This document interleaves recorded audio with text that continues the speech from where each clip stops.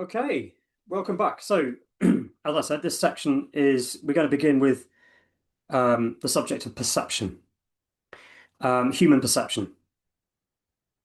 So, perception is not always truth, not the same thing. Far from it. Perception can be impaired simply by not knowing what you don't know. You don't know what you don't know. The unknown unknowns, as Donald Rumsfeld famously said it. Yeah, the things that you don't know are a problem. The conclusions that you draw can be you can have incomplete a picture through obtaining or not obtaining that necessary information. You can draw the wrong conclusions just because information's missing. And this allows us to draw incorrect conclusions despite simultaneously being convinced of the accuracy of our perception. We're usually absolutely convinced that we hold the right understanding of a situation because we know we're going to take action from here. I've gathered enough information, and we're often convinced that that's the case. But how often is it that looking back afterwards, hindsight is a great thing, as they say, that you were missing that piece of information which actually completely altered your understanding of a situation. It happens a lot. It happens to all of us that. So we can end up getting the wrong sense of something. But on the subject of that missing information, you can also get it through just stories and things. And I've got a short story that I've often used before on my course, a famous short story from Wales called Gelert the Dog. And some people will recognise this. And this is about Llewellyn the Great. So let me just tell you the story very quickly. It's very short. So Gelert was the dog of Llewellyn the Great, his favourite dog. One of Wales's most famous princes, Llewellyn. Legend has it that one day Llewellyn went out hunting, leaving his son sleeping peacefully in a cradle. After all, Gelert, his dog, would be there to protect his son from any dangers. While Llewellyn was out, a wolf prowled over to the baby's cradle. Gelert leapt towards the wolf to guard the prince's son. A fierce fight ensued between Gelert and the wolf. The baby's cot was overturned as the two animals' bodies flew from one end of the room to the other. Despite the fierce battle, Gelert managed to kill the wolf. Eventually, Llewellyn returned and was shocked at the mess before him. He saw Gelert covered in blood and his baby having fallen out of the cradle. Without hesitation, Llewellyn drew his sword and killed Gelert on the spot. After killing his dog, he heard the sound of crying coming from the cradle. He rushed over and saw his baby alive and well, with the dead wolf by his side. Llewellyn's heart broke as he realized what he had done and what had actually unfolded. Yeah, it's an awful story, isn't it? And there are different versions of that story, and I tend to, on my courses, I've told a slightly longer version of it. But always at the end, there are people trying to hold back tears because it's a really awful, quite shocking story. But it absolutely illustrates very clearly how we can get things terribly wrong. Sometimes it's very very easy for us to do so, to get things wrong, to get the wrong impression of something, and we do it sometimes without even noticing, and this is the reason. This is why I've often been saying why it's so important that in matters of justice, which are the most grave, matters of justice are the most important because you know you're judging on somebody who might potentially be losing their livelihood, going to prison, just their life turned upside down potentially. And so in matters of judgment, of justice, it really does matter that we don't get the wrong the wrong end of the stick, and that and so that's the point behind juries. This is why I've been going on about ad infinitum about why juries are so important, because you need those competing perspectives. That's why we need the 12. And there's something magical about the number 12 as well. If I'm not going to go into that now, but into the history of natural law type tribunals that sort of naturally emerge in societies that are sort of broadly left alone to their own devices. it seems to occur that most communities seem to bring about 12 or multiples of 12, which is quite interesting in itself, and no doubt connected with things like numerology and the rhythms of the universe and so on, proportions, the things that we discussed earlier. But it is really important that when we judge these things, because of our perceptive issues that we can sometimes have, that the other 11 on the jury hold the other one to account, and check their biases and their prejudices and what they're in denial about. And that's the whole point of the jury, right? Which people often miss. So you kind of need this piece, this bit that we're going to go into more deeply now, about the nature of human perception.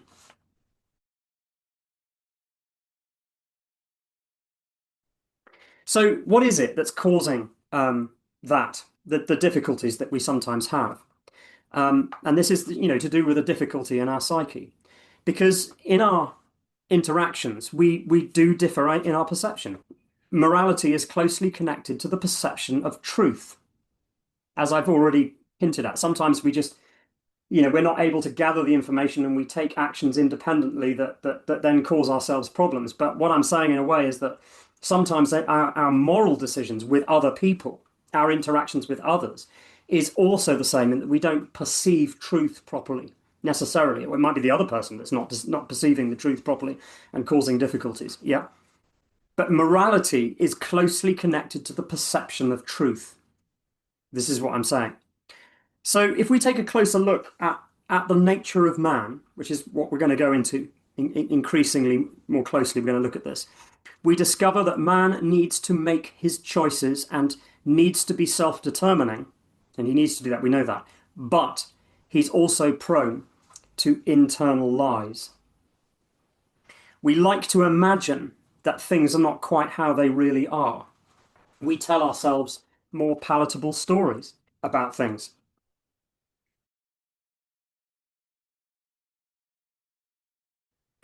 So what might tell a man that he's telling himself lies? What would be the mechanism that does that? And we know that that's our conscience.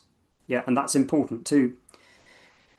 Now, man does have that inbuilt faculty called conscience, which we have to learn to listen to. And this is the interesting thing about conscience, is that your conscience method of coming to know what's moral or not is not the same thing as what this gentleman was doing, who was trying to discover what is moral purely through logic, deductive reasoning. But what he's saying, quite rightly in my view, is that we need both paths. Okay, so coming to understand morality through a sense, which is our conscience, in a way, I suppose you could say, is important as well, because it should, when it's operating correctly, and we'll get into this in a minute, it should be very quick and very accessible. It has to be. Yeah, so your conscience is pricking you perhaps when you're trying to get away with something. And that's in a way what conscience is. It's almost like it's a sort of a slightly feminine expression of coming to know morality, of knowing morality. It's a feminine expression. Why? Because we feel it. Yeah, it's more of a feeling. It's that pricking sensation that you know that you've done something wrong, because and you feel awkward, and you stress about it. You feel it in the physiology. There's an emotional aspect to that. You're not sitting there using your conscience to sort of, wow, now let me just work out the formula behind this and think about the logic. It's not that. That's different. That's what I'm talking about with Immanuel Kant, and pure reasoning through deductive logic. Yeah, conscience isn't that. But the difficulty with conscience is that we cause impairment to conscience. When we're born with conscience, it's probably operating really well. It should be. We understand that listening to your conscience properly, and in a way, that's what the problem is. It's that we're not able to listen to the conscience. It's not that we're creating an impairment to conscience itself. What's happening is that we're putting layers of distortions and programming on top of our conscience, which is causing an overall impairment of our ability to listen to our conscience. That is what I think is going on largely. That there are people in society, it's not actually that many, probably only about 5%, in what I think in psychology, and I'm not a psychologist, right, who are known as the dark triad, the dark types, psychological impairments, which are sort of sociopathic types and psychopathic, and there are others too. It's not that many, it's about 5%. The problem is that we have a tendency in society to elevate those types into positions of influence and positions of responsibility. And a lot of this sort of stuff is happening, we don't notice that we're doing it, kind of thing.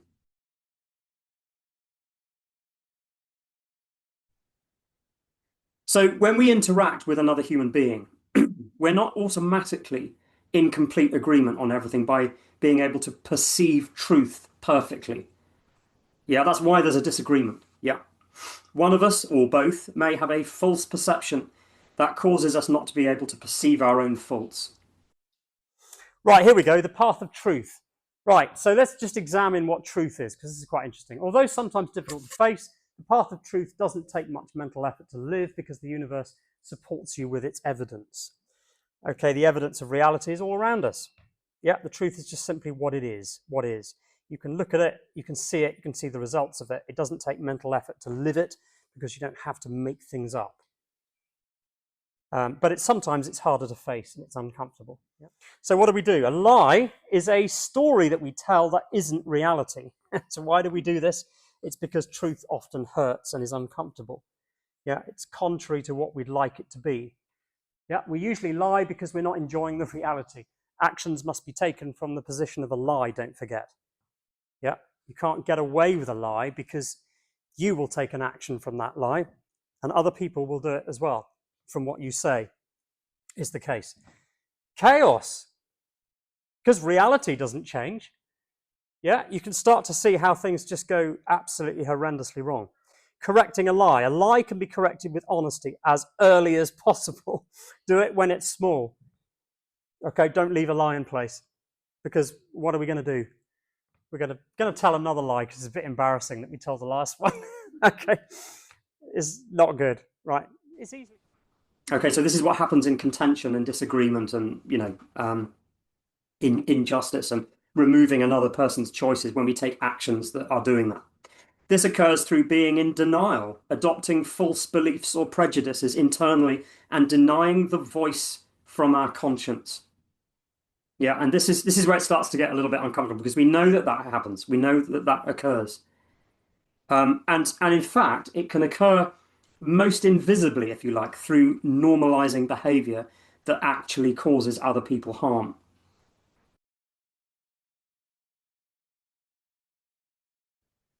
We've arrived at a situation in society where we take part in what is perceived to be normal behavior, accepted wisdom, the accepted ways of doing things. But we don't sort of face the elephant in the room about it, that actually it's based on falsities, it's based on untruth. And I was trying to think of some examples of that the other day. One of them is the adoption of digital ID and all the concerns that are out there at the moment of the fact that we, for convenience purposes, we tend to just, when we need to log into systems, it says, oh, just create a central login for this, and we know what's going on with all of that, and it's the whole business about how these IT systems are essentially being linked, and so the authentication to those systems is being combined, and we've kind of led ourselves there by the behavior that we adopt things that are naturally convenient. We take a shortcut to things. That's what humans do, right? We do things that are easier for us. And so the problem is that we tend to normalize behavior such that everyone expects you to do it eventually, so that it's no longer easy to decide, no, I'm not going to do it. If you recognize that it's actually not a good idea to do that because you become dependent upon that thing, that sort of artificial system maybe, or whatever it is, you realize actually that's probably not a good idea. Well, yes, you can decide not to behave like that and do it differently, maybe at the moment.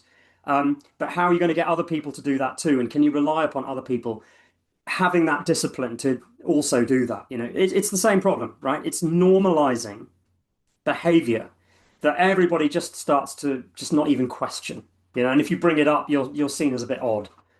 This is the problem. We all know this, don't we? Right? Yeah, conformity is groupthink and consensus. Be very careful when you're conforming. Because sometimes it might be the right thing. Yeah, because if we're all actually a bit more sensible and we're all acting in alignment with natural law, actually you probably find that we're all in agreement anyway. And so the consensus actually becomes a good thing. But right now, the consensus generally isn't. Okay, because people are in the consensus not for the right reasons. Yeah. I think the reward for conformity is that everyone likes you except yourself. We've got a situation in schools, and it's one of the reasons why I actually left teaching computing technology. I was teaching ICT. I was head of ICT in a school myself, information and communications technology in a school, and twice in two jobs actually. And I eventually left that world, and I left that particular subject anyway, and teaching at the same time, mainly because I was very concerned about handheld devices and where this was ultimately going to go.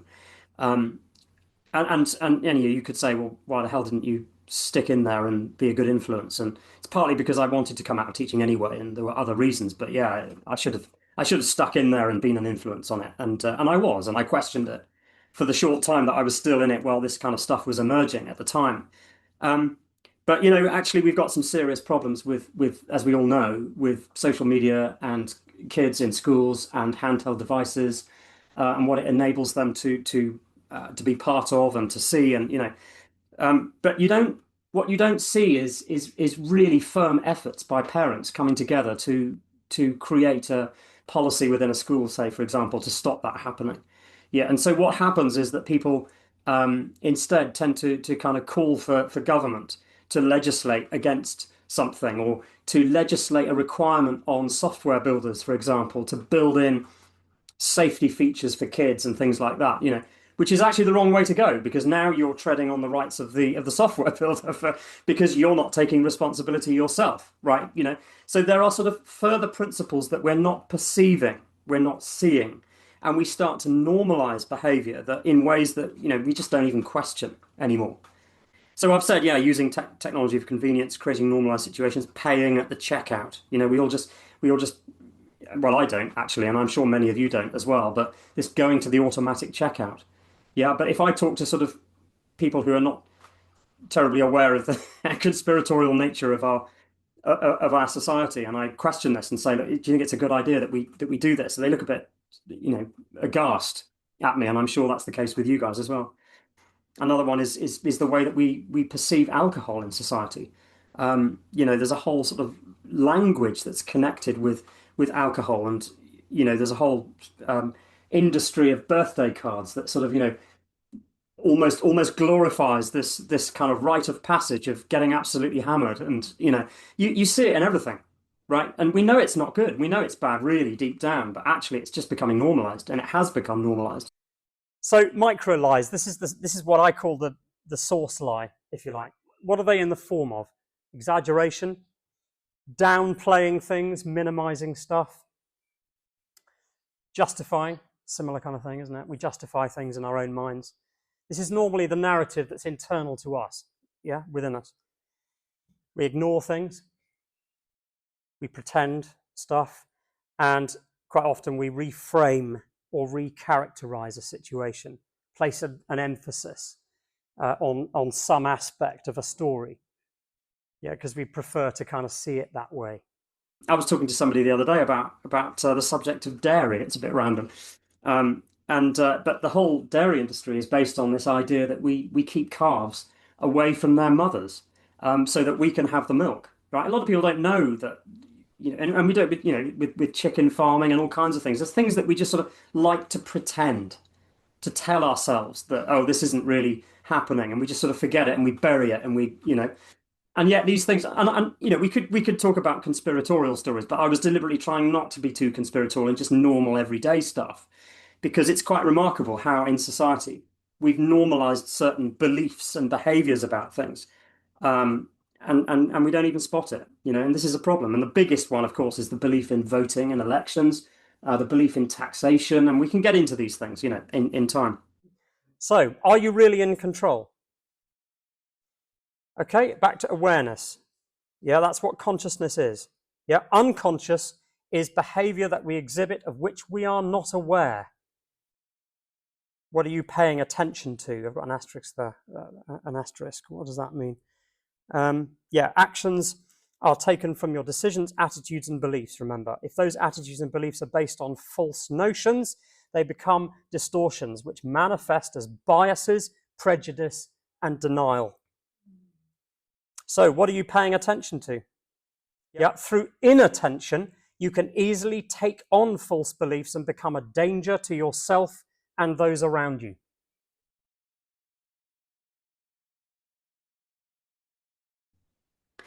So perhaps we can't perceive how our action is causing someone else harm and believe that it is not. So remember, actions must be taken from all those different positions. Actions are always taken. Leaving a lie in place will cause further action to be based on a false position.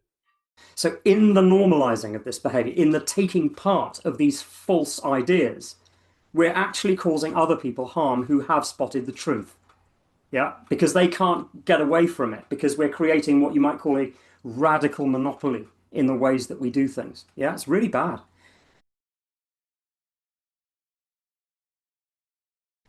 Now, more importantly and more often, we can't perceive how our inaction or inattention is causing someone harm. Yeah, it's not the doing, it's the lack of doing and the lack of paying attention quite often is what really seriously causes difficulty. Why? Because it goes under the radar and we don't notice it. By definition, it's something we're not paying attention to.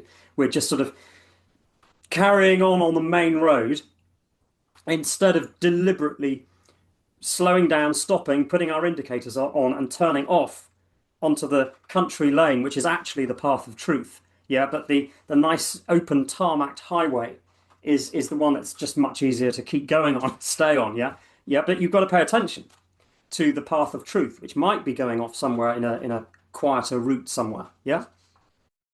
Other people will react to your expressions. Remember, you can create chaos without realizing it. Okay, so sometimes we'll come on to this, but we can get triggered and we're not sure where that comes from. So actions that we take can be based on uncontrolled behavior or simply a lack of attention and inaction. This comes about from the unconscious or subconscious because we're ignoring our conscience. Yeah, this is about what we're not paying attention to. It's what it is.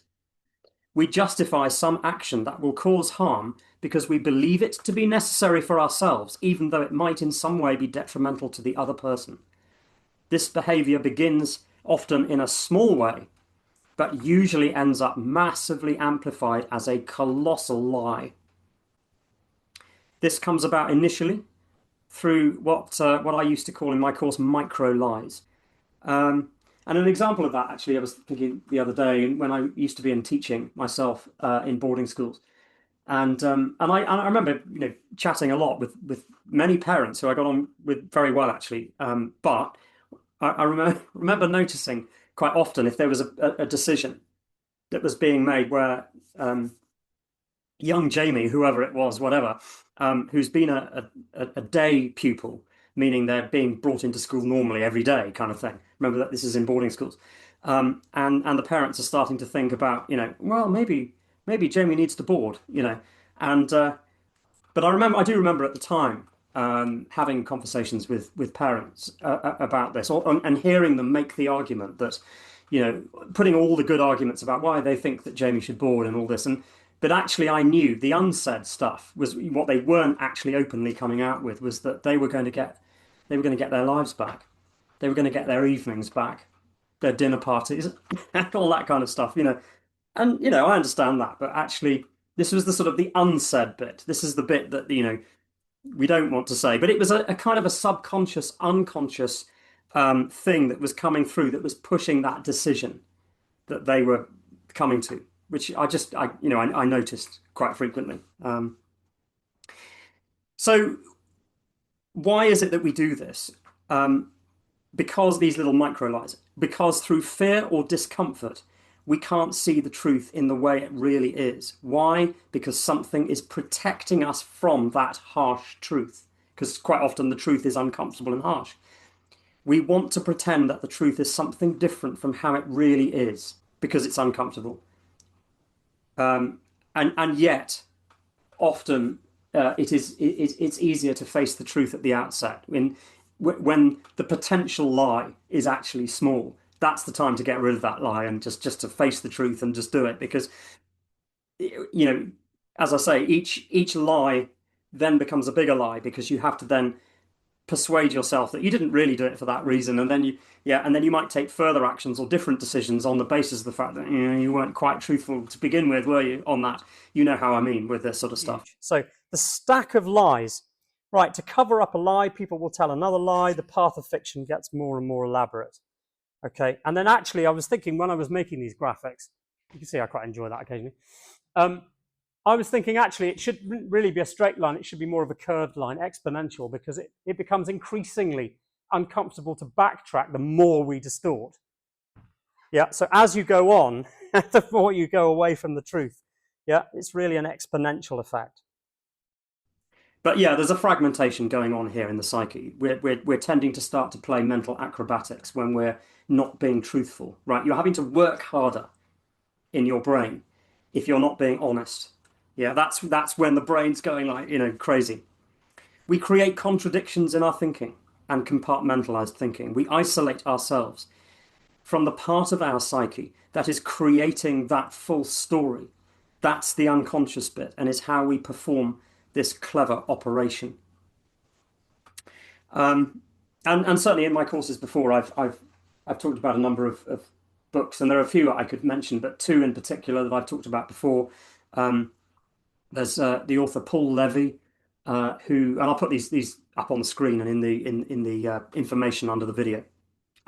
Paul Levy on the subject of Wetiko, and Wetiko, and Wetiko is the North American Indian concept of a similar concept that many societies across the world, indigenous peoples across the world, have recognized the world over, actually, which is this sort of almost like an inbuilt dark force within us, an impediment that causes us to self-sabotage and to do this internal lying. And it's fascinating, and you should get into that. So Paul Levy on Wetiko, he's written 2 books, I think, on that. Another fascinating book by M. Scott Peck called People of the Lie. And it's all about, these sort of impediments of the psyche, which we have to learn to get over. So yeah, have a look for those, because they're really interesting. And I might make reference to that People of the Lie book a little bit later as we get into stuff. But this is about perception being different from truth. Yeah, you actually come to believe your own lies eventually. It gets worse and worse, right? Things get worse. We start doubling down.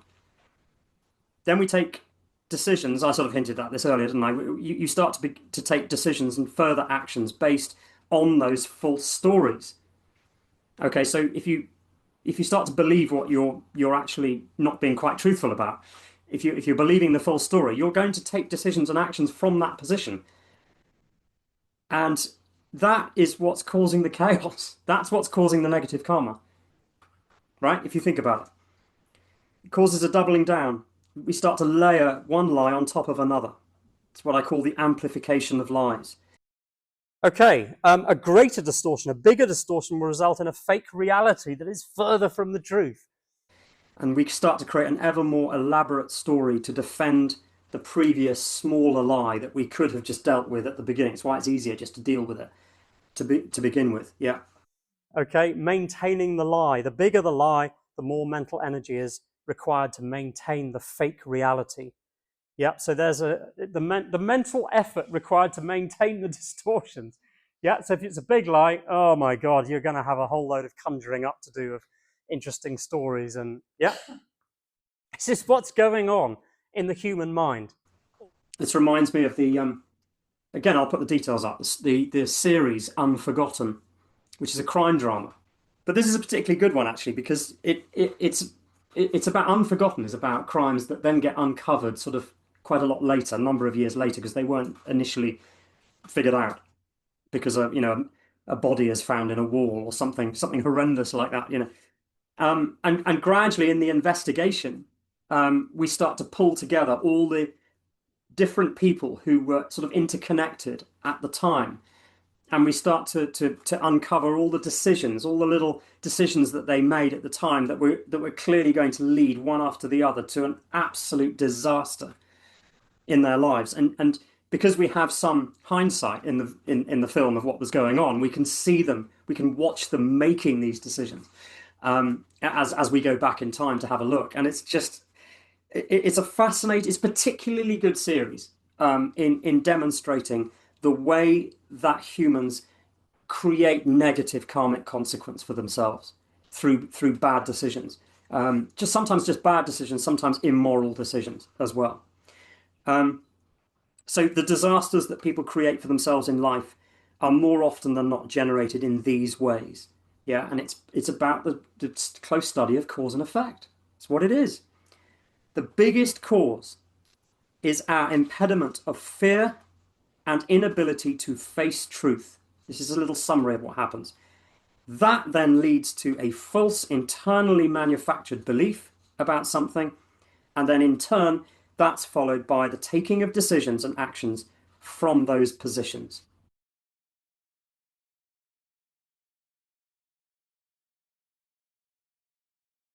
Yeah, and we create absolute chaos, or can do. The potential for chaos is absolutely massive. And we do it to a varying degree, right? So those who acknowledge this information and are aware of it and are slightly deeper thinkers will not create the chaos as much to that extent. But sometimes you can see people around you who seem to create absolute chaos for themselves all of the time. And if you look deeply, and Jordan Peterson said this at one point, he says, if you analyze their decisions and look back at the chain of events and what they did. I've never, in all my years as a clinical psychologist, and this is something that really does terrify me, I have never seen anyone ever get away with anything at all, even once. You know, there's that old idea that God has a book, you know, and keeps track of everything in heaven. It's like, okay, you know, maybe it's not a book. Fine.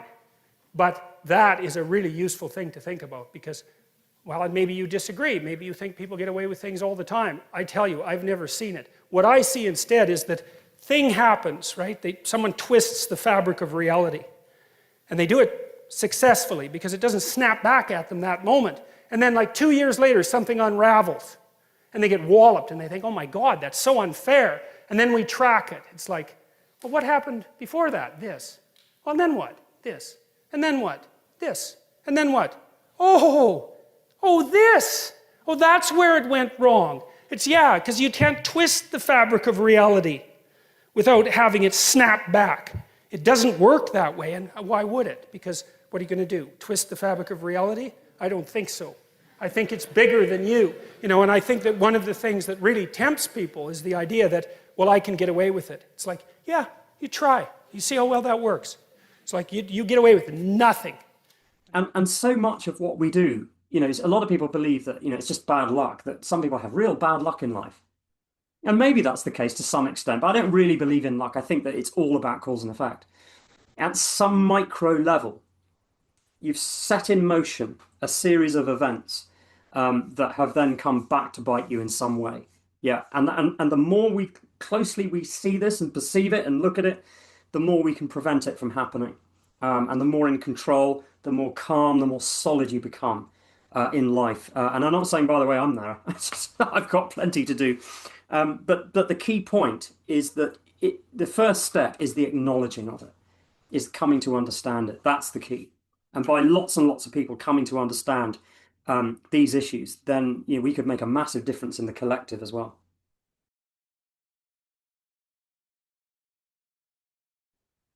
So inattention and normalization of ideas in the collective. This comes about through remaining silent about things. It's about the things that we're brushing under the carpet, the things that we're not talking about, turning a blind eye to things. as I say, brushing things under the carpet, dismissing things. Normalization, which is what we just talked about, creating false beliefs in the collective. This causes false ideas to take root in society at large, or huge lies in the collective. And I mentioned earlier about taxation. You know, we haven't got time to go into that in too much detail, really, but just to say that, you know, I took it apart in my series called Individualism and Collectivism on the Law and Alchemy channel. If you're interested, go and have a look at that. But taxation is we come to the realization it's absolutely illegitimate, because it's coercion, it's force on others. You're removing other people's choices into it, because in order to fit your idea or your view of how society should be planned, or how you think things should be fixed, or dealing with the priorities that you think should be dealt with in society, not necessarily what the priorities that other people think they should be. Yeah, this is the collectivist view, right? Is that forcing other people to provide for others. Yeah, and people forget this, and so we have a belief, a fundamental belief in the welfare state. Yeah, we have a fundamental belief in healthcare that's provided through taxation. Can't have it legitimately. You can't have it. Free education. This is, you know, we need to think about these things, because if we're going to have a society that's based on forced coercion of people providing for other people, then what you're doing there is absolutely going against the golden rule, which is what is now beginning to emerge in our understanding of objective morality. If you're removing somebody else's choices, it's becoming clear that you need to adhere to the golden rule. And if you're not adhering to the golden rule by implementing taxation fundamentally in your society, what are you doing? You're working against the principles of the natural order. There it is. So if you want to be in alignment with natural law, you've got to be against the principle of taxation, and therefore you can't have these systems through government being provided that way. It has to be through charity. Yeah. Now, some of these ideas have become quite severe. Some of this not speaking up, turning a blind eye, remaining silent about things can become really severe. So not speaking up when the defense of truth is necessary. There's a really interesting video that I've seen recently that's doing the rounds.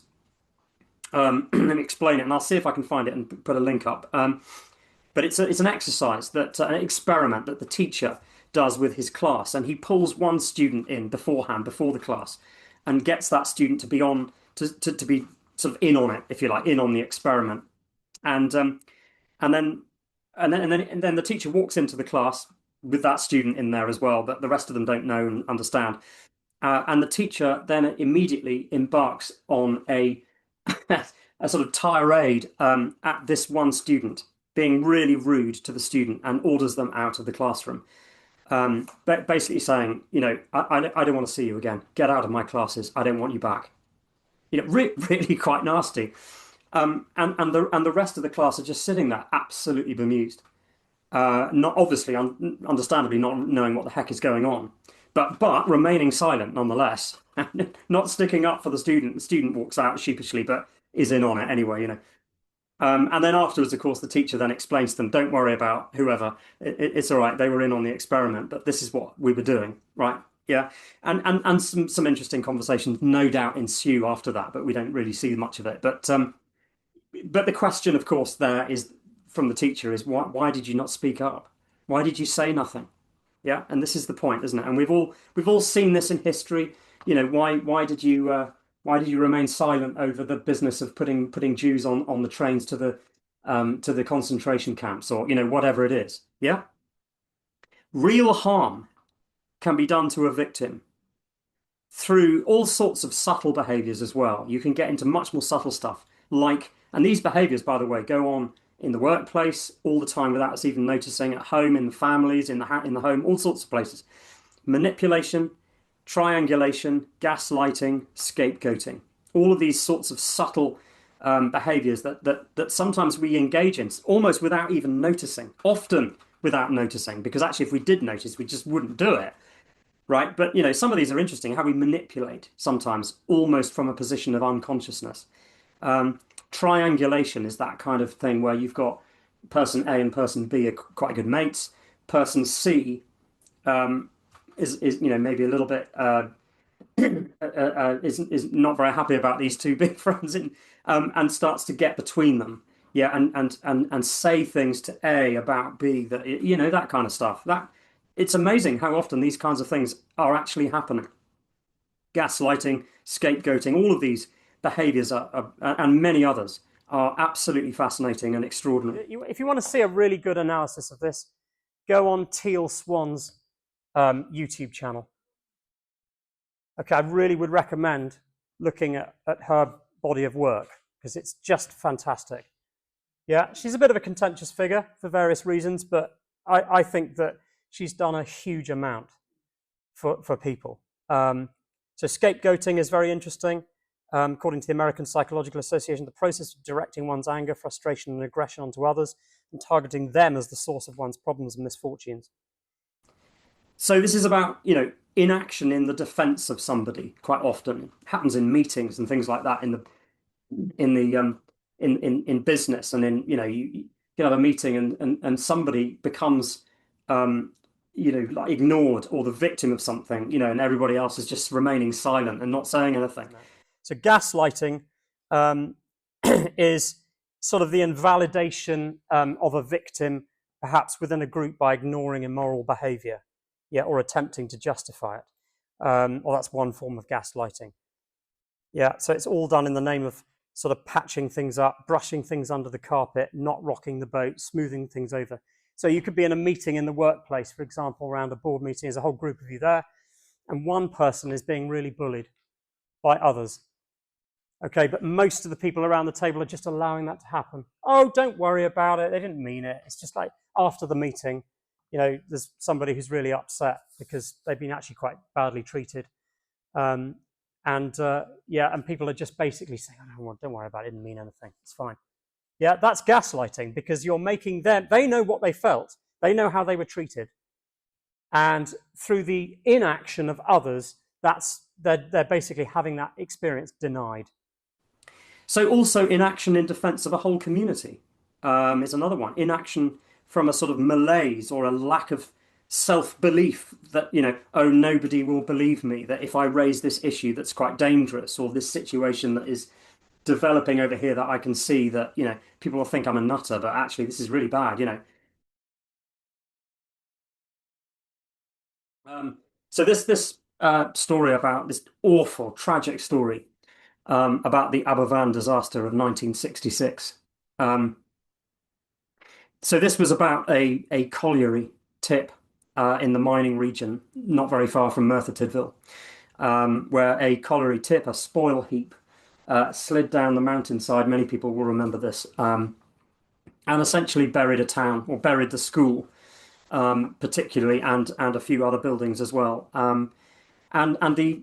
Why am I mentioning this? Because it's a pretty awful thing to talk about, awful disaster, but it's a really important event to raise as a kind of lesson in regards the things that we're talking about now, about the things that you're paying attention to. So this had been there had been disasters, similar slides of tips already in that region, and in other mining regions in the country too, but in that region in particular as well. Just up the valley, I think there had been another slip of a heap not many years before, which had just buried the road. And luckily, in fact, on that occasion, there wasn't anybody who was caught in it, and there were no deaths.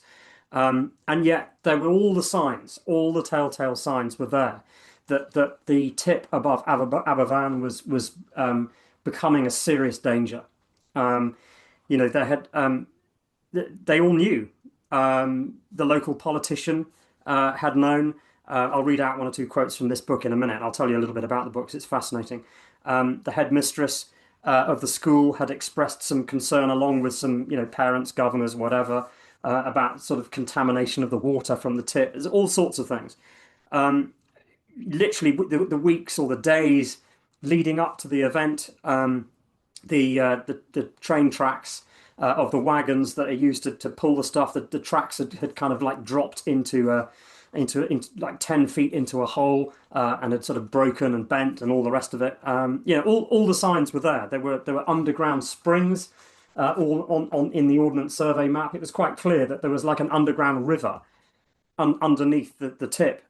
It was all pretty obvious, yeah, and lots of people knew. And the interesting thing about this, of course, is that the entire town's existence for the previous 80, 90, 100 years or whatever it was, forgive my ignorance, had been there, really on account of the industry itself. And so many of the people that lived there, or most of the people that lived there, in fact, were involved in the industry. Their fathers were working in this industry in the hills around them. So they knew, they were all part of it. And so the extra aspect of tragedy to this is that the whole community knew and understood the potential dangers, but they didn't join the dots. Yeah, and what was particularly interesting about it, I mean, for our purposes in this, I'm interested in the sort of the general normal everyday signs that we knew that this was a danger. But interestingly, there's a fascinating book written by Sam Knight called The Premonitions Bureau. And this is all about the Premonitions Bureau that was set up as a result of the Aberfan disaster. And it didn't just center on that, it centered on all sorts of other things and disasters that were about to happen, and how people beforehand had premonitions and foresaw it in some way. In the case of Aberfan, children had dreams and related them to their parents about a darkness coming down on top of the school and things like that. And I mean, just awful stuff, But that really isn't the point that I'm making. The point I'm making is that the signs, the relatively normal everyday signs, were all there, that they knew what was going to happen. I'll just read out one or two things. So it's interesting. At the tribunal, I won't say the name of the individuals. I'm not rubbing salt into it. I'm not trying to do that. At the tribunal, this particular individual said that it wasn't his job to interpret what he saw on the hill above the village.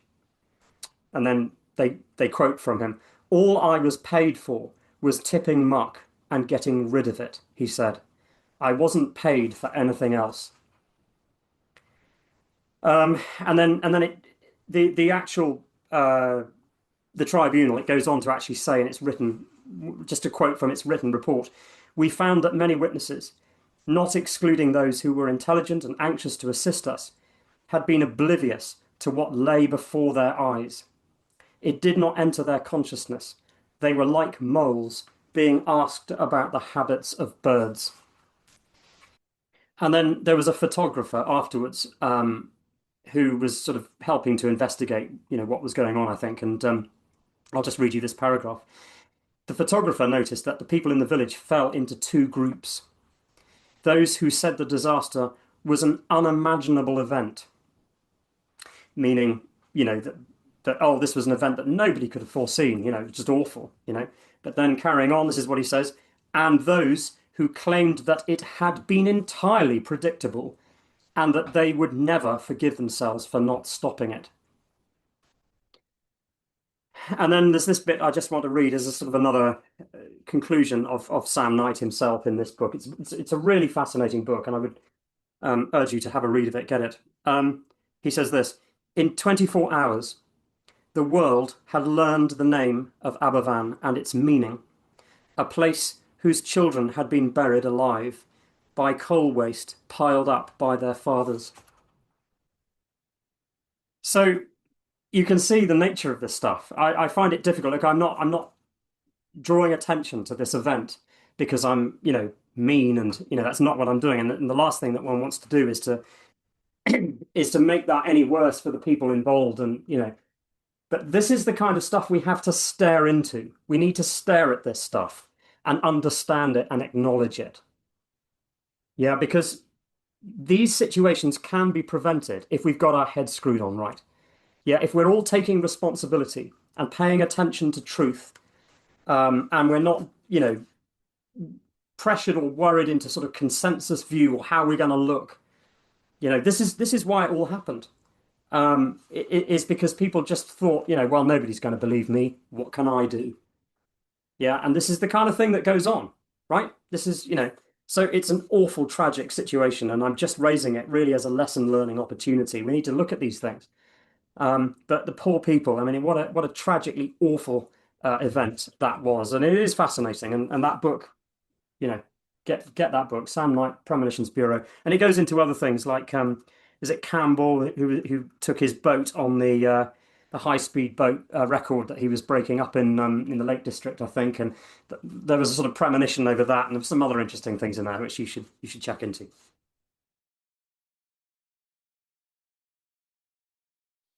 And the most obvious, actually, is those of you who will be aware of the effect of, or the result, I should say, of compliance in the Milgram experiments.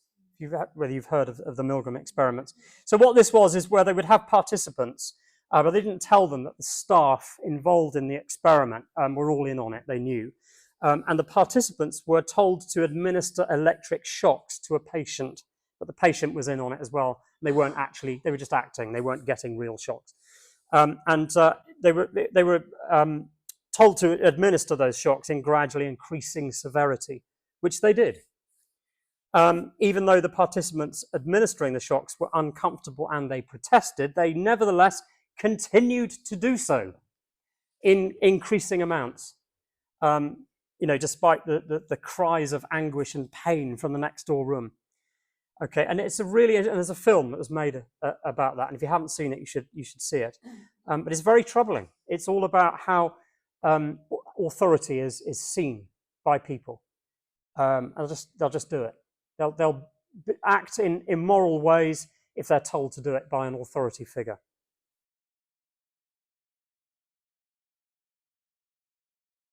So, and then I want to talk about groupthink. So groupthink is interesting because when humans come together in a group setting, in some kind of a group, our psychology changes. Human psychology tends to behave differently. So unconscious behavior again, we're just going to get into this a little bit more. Prejudices, programming, habitual patterns. And manipulators of the world will use that, those weaknesses, to play on those weaknesses. Yeah.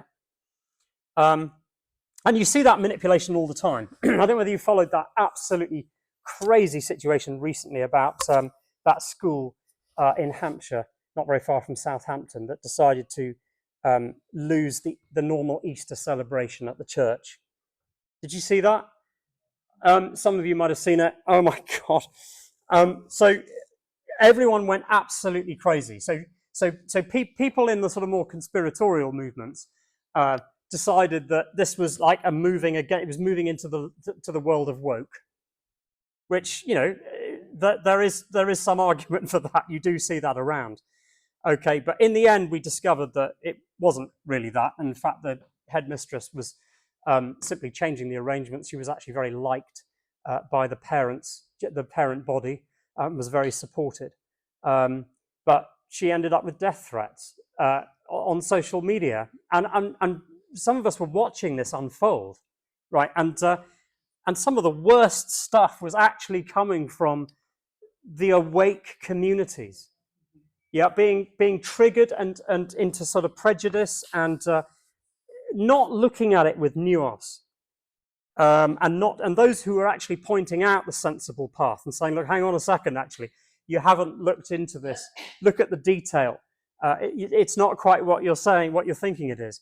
And I know somebody who posted some sensible points, who's very awake, who was called Hitler by other awake people in that whole setup. So it's just unbelievable, some of this stuff that's going on. You can actually see how people are being pushed into their groups, and they're being triggered. They're being pushed into sort of extreme positions. And that is manipulation. It's not manipulation of the other side. It's manipulation of dark actors who are capitalizing on this. Let's get these two camps riled up. You see it happening a lot.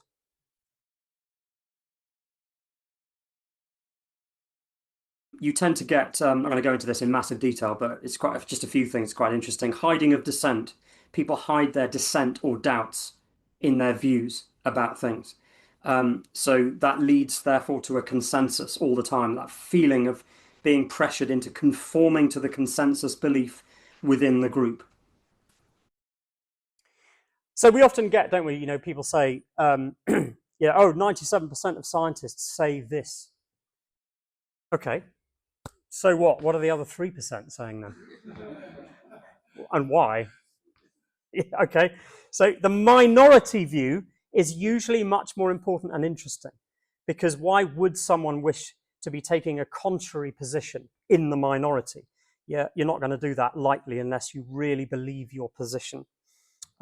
Another unconscious position, taking the side of the consensus. Yeah, it's quite dangerous, actually, this kind of stuff. There's a sort of isolation from outside influence, and therefore less uniqueness and individuality of opinion. So you just get a reduction in quality quite often as well.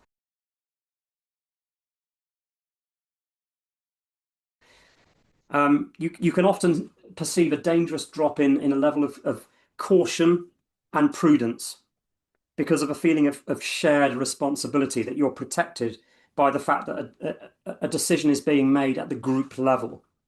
Yeah, you're protected from the full liability or responsibility of a personal decision. And in the most extreme situations, that can lead to recklessness, to a greater recklessness.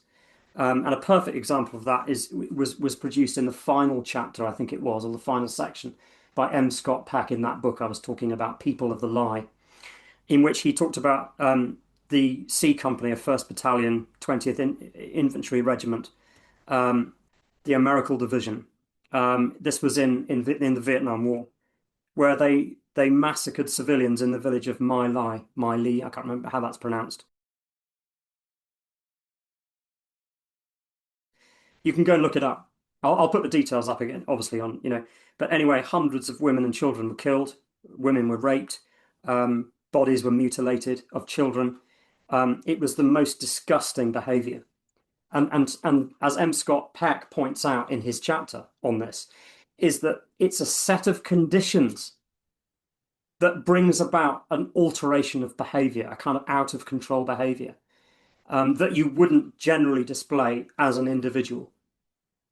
Yeah, and so it's almost like, it's a really important point about groupthink, is that that as collectives, human beings have to be really careful and check their behavior and their decisions and their psychology in a group setting, because we can quite often end up sort of unconsciously, subconsciously, not realizing that our behavior is changing for the worse in that situation.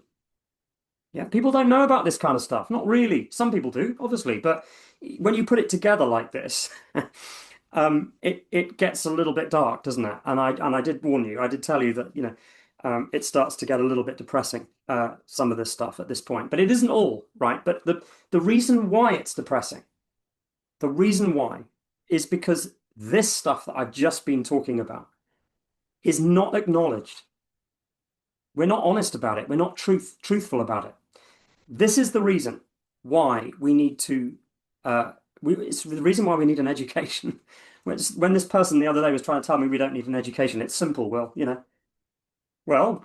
maybe you could self-reflect on that over the last few minutes, over the last 45 minutes or whatever it's been, when I've been getting into this darker material.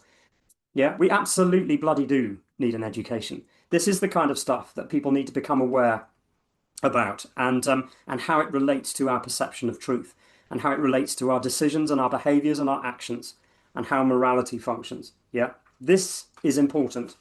Yeah, we've got to acknowledge it and become real and honest and authentic about it. And there are all sorts of other ways that we can, not be authentic. The facades that we put on, the sort of faces, the different behaviors that one adopts in certain situations. Yeah, these are the kinds of things that we all need to reflect on, actually. And you do it to some extent because you have to. There are certain situations where if you didn't do it, you would have to do that. But because internal thoughts need to remain internal for us to be individual to some extent. But the more real we are, and the more authentic we are, and the more truthful we are, the easier our life becomes. Yeah, and I'm saying that not from the pulpit. I'm not saying that because, I've got it all right and you guys need to get it. I'm not saying that. Yeah, but what I am saying is that this needs to be looked at honestly and we need to acknowledge it, because if we don't do it, our society continues to go downhill. And it's because of this, by the way, that things like our trial by jury is being taken away. It's because we're not clear on this kind of stuff. Yeah, that removing other people's choices is immoral and it's a crime under natural law. And we're going to finalize that and summarize that just a little bit more in the next few sections.